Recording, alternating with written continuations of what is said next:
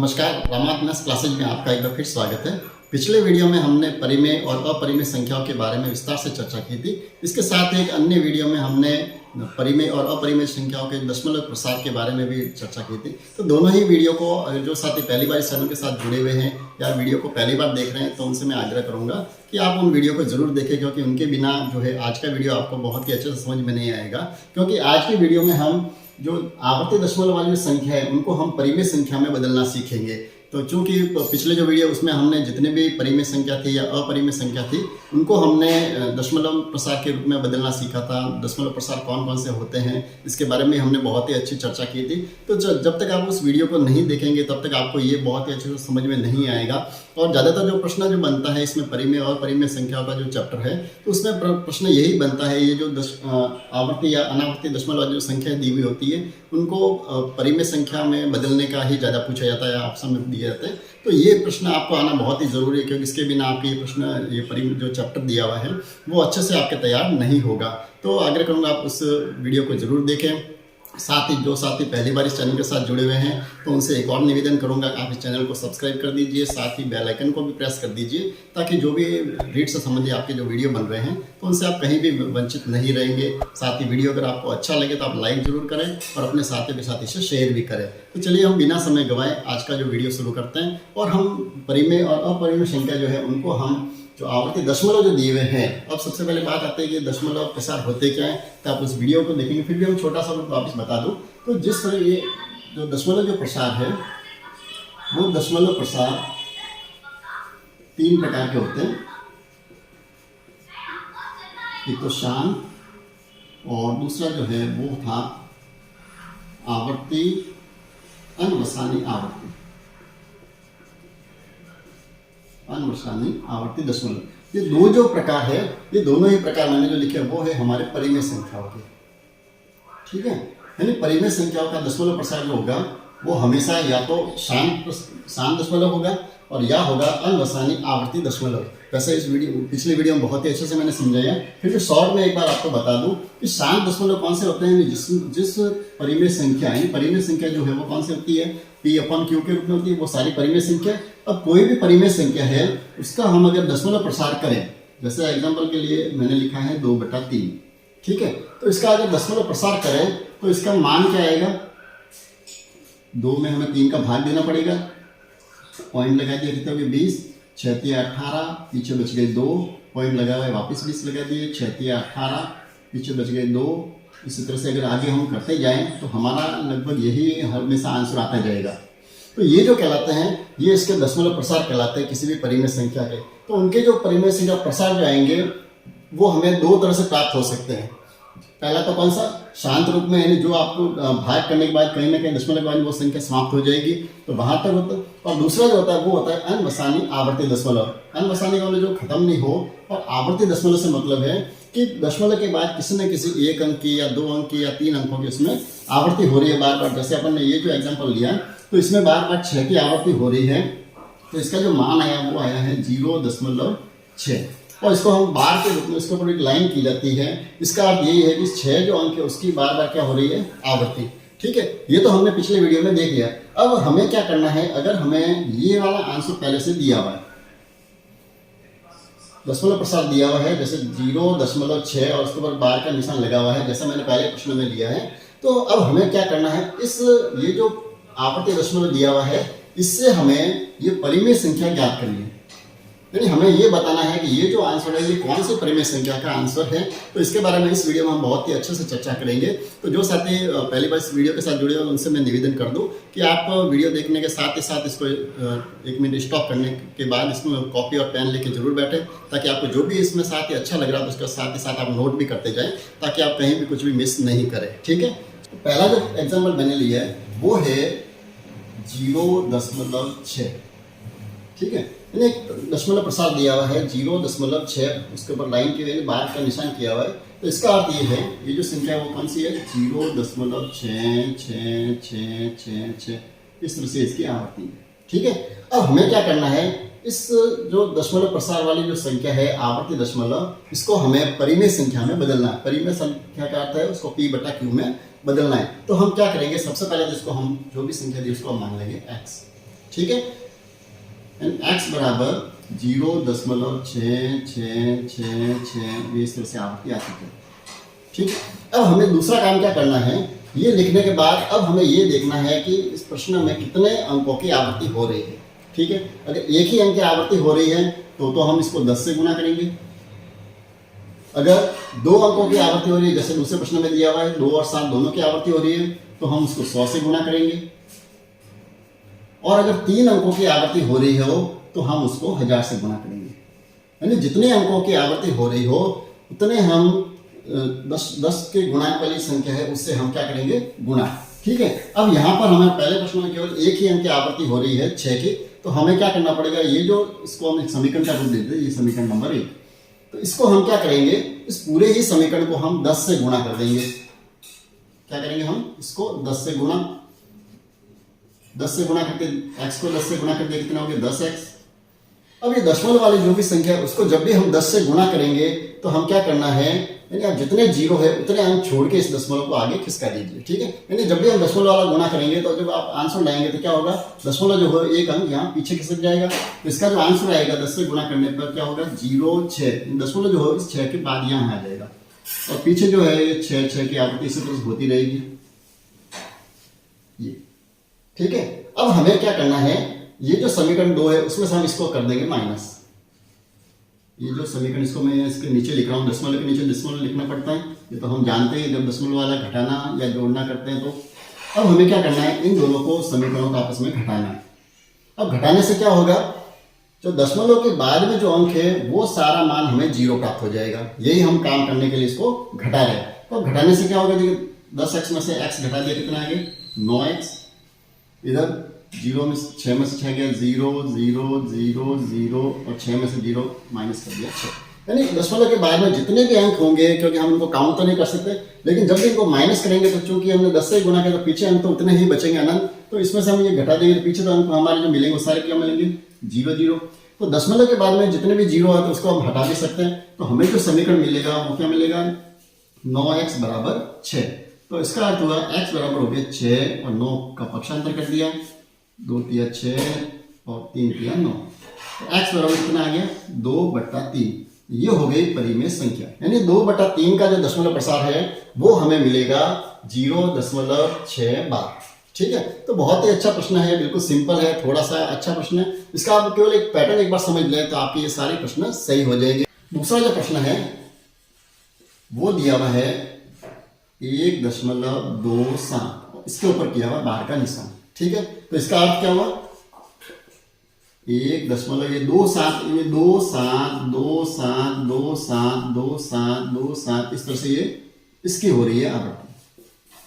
ठीक है, यानी केवल हमें ये समझना है कि कौन से अंक की आवृत्ति हो रही है, 1 अंक की हो रही है, 2 अंकों की हो रही है, 3 अंकों की आवृत्ति हो रही है, उससे हमें मालूम पड़ेगा। तो ये जो समीकरण बना क्या बना, x बराबर हमने क्या माना 1.27272727 हो गया। तो ये तो हो गया समीकरण 1। अब हमें क्या करना पड़ेगा, कितने अंकों की आवृत्ति हो रही है 2 अंकों की, तो हमें इसको कितने से गुणा करना पड़ेगा 100 से। तो इसको हम 100 से गुणा कर देते हैं समीकरण को, तो x को 100 से गुणा कर दिया, कितने हो गए 100x। अब इधर वही बात, जब 10 का गुणा हमने किया था तो क्या किया था, दशमलव को हमने 1 अंक आगे खिसकाया था, अब 100 से गुणा कर रहे हैं तो हमें कितना खिसकाने पड़ेंगे 2 अंक। तो ये दशमलव जो है यहाँ से कहाँ आ जाएगा, यहाँ पर, यानी आगे जो संख्या बचेगी वो बचेगी 127। यहाँ दशमलव आ गया, पीछे तो वही 2 7 बच जाएंगे। ये बन गया समीकरण नंबर 2। ठीक है, फिर आगे वही काम करना है, समीकरण 1 को इसमें से माइनस कर देंगे, 1.272727। ठीक है, और माइनस करने के बाद हमें हमारा भिन्न वाला आंसर लगभग मिल जाएगा। 100 में से x कम कर दिया, कितना हो गया 99x, इधर 7 में से 7 गया 0 0 0 0 0, सारे 0 प्राप्त हो जाएंगे, और 127 में से 1 कम कर देंगे तो क्या मिल गया हमें 126, यानी x 99x बराबर हमें क्या मिला है 126। तो x बराबर हो जाएगा 126/99। ठीक है, अब इसको काट के हम सॉल्व कर लेते हैं थोड़ा सा। जैसे 3 से इसको किया कितना हो गया 33, इसको 3 से कर दिया 4 2, यानी 42/33। तो इसका आंसर हो गया है 42/33। यानी बिल्कुल सिंपल तरीका है जब आप आवर्ती दशमलव को इसमें बदल सकते हैं। तीसरा जो प्रश्न है वो दिया हुआ है 0.001 और इस तीनों ही अंकों के ऊपर बार का निशान लगा हुआ है। तो यहाँ पर हमें क्या करना है, पहले तो हम इसका प्रसार कर देते हैं 0.001 ये तो हो गया समीकरण नंबर 1। अब यहाँ पर कितने अंकों की आवृत्ति हो रही है, 3 अंकों की, तो हमें कितने से गुणा करना है, 1000 से।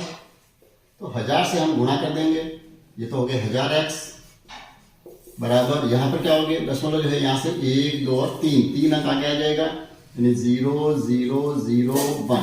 उसके बाद में दशमलव आ गया, तो पीछे जो अंक बचेंगे वो के वो अंक बच रहे। ठीक है, ये हो गया समीकरण नंबर 2। वही तरीका समीकरण 1 को इसमें से माइनस कर दीजिए, 0.001 ये समीकरण नंबर 1।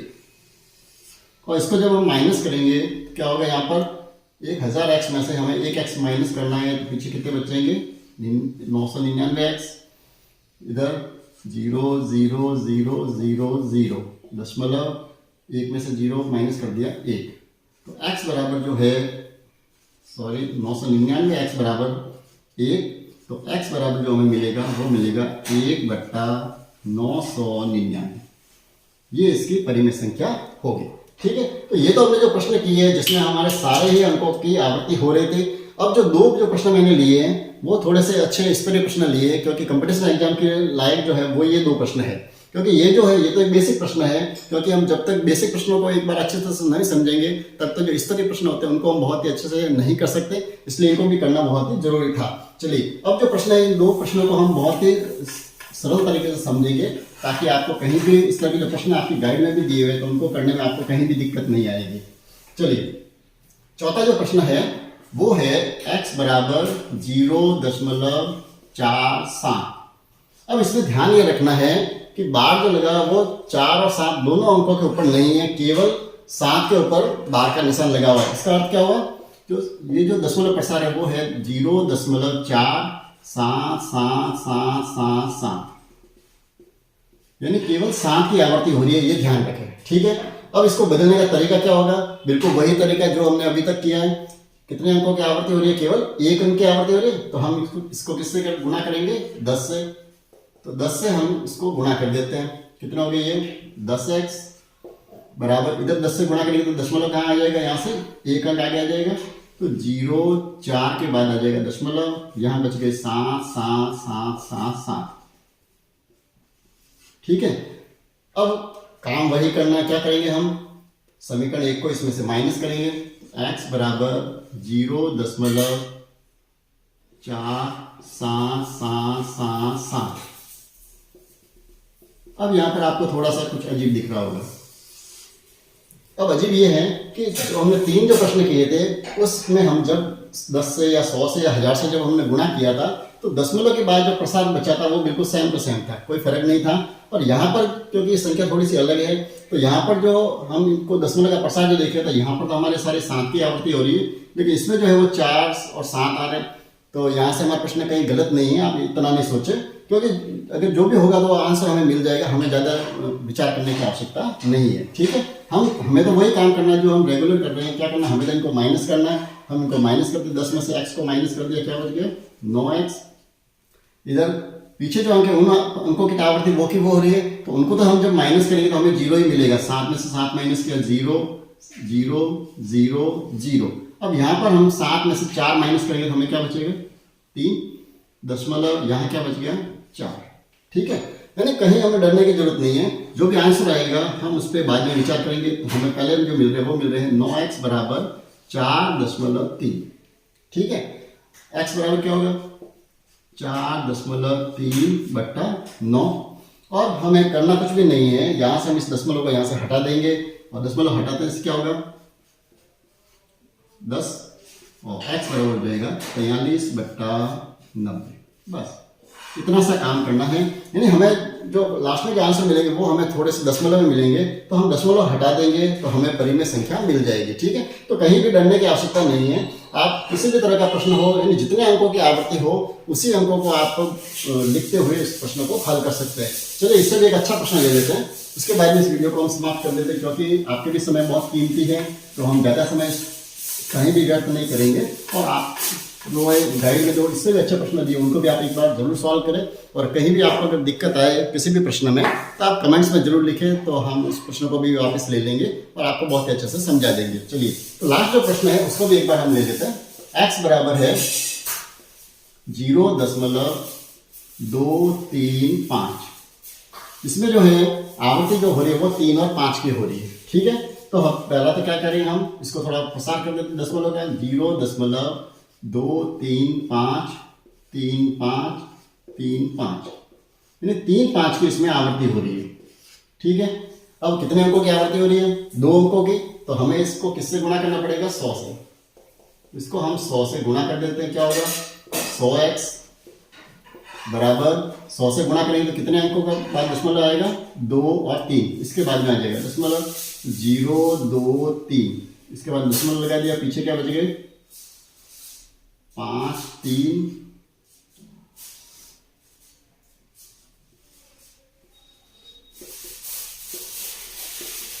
अब इसमें से हमें क्या करना है? समीकरण नंबर 1 को माइनस कर देते हैं।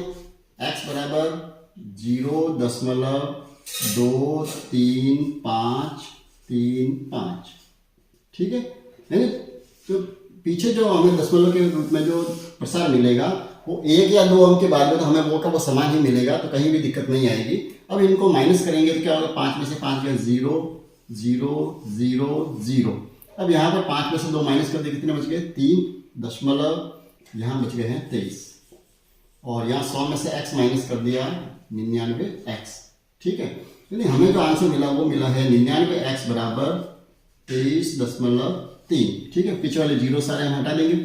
अब x का मान क्या होगा? x बराबर 23.3 बट्टा 99। इस पॉइंट को हटा दीजिए, क्या आ जाएगा? 10। और x बराबर जो हो जाएगा वो होगा 233/990, ठीक है। अगर ये सॉल्व होता हो तो इसको हम सॉल्व कर देंगे, नहीं तो यही हमारा क्या हो जाएगा? आंसर, ठीक। तो इस तरह से हम किसी भी आवर्ती दशमलव जो संख्या है उसको हम आसानी के साथ किस परिमेय संख्या में हम बदल सकते हैं। तो आपको बहुत ही अच्छी वीडियो सरलता से समझ में आया होगा। फिर भी अगर कहीं भी दिक्कत आ रही हो तो आप कमेंट्स में जरूर लिखें। अच्छा लगा हो तो आप लाइक जरूर करें और अपने साथियों के साथ शेयर भी करें। और चलिए मिलते हैं नेक्स्ट वीडियो में एक और नए चैप्टर के साथ। धन्यवाद।